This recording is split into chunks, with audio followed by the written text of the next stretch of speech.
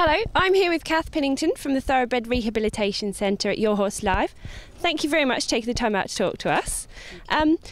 Is there an ex-racer out there for everyone?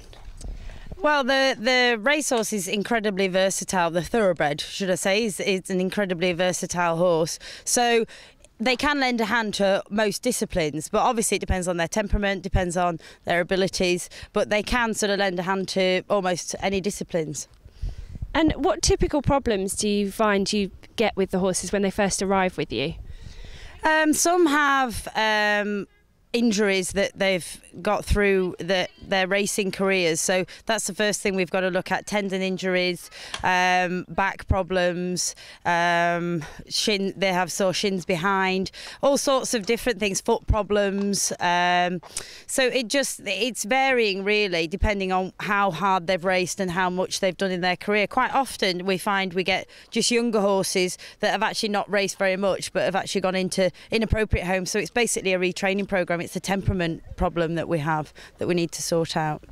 How long does it take to typically rehabilitate a racehorse? Well, probably the initial process is about 3 months, really, realistically, but that's with a straightforward one that's got no pre-existing conditions or problems.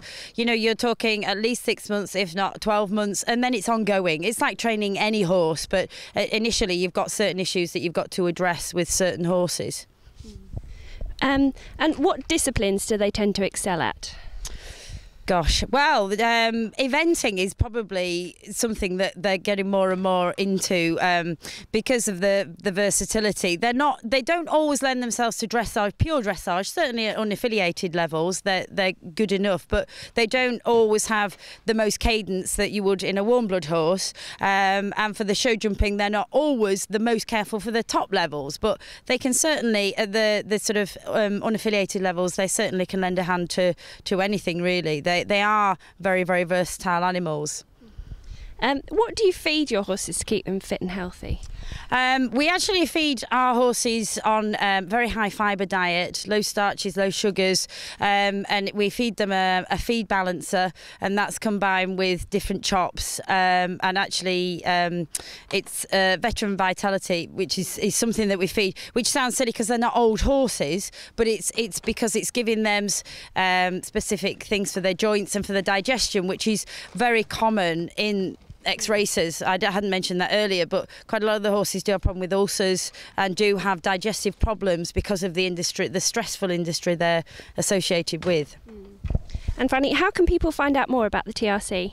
They can look on our website, www.thetrc.co.uk. That's the best way to find out. Everything there is to know about our centre is on the website there, or call the centre, which again you'll get the number off the website.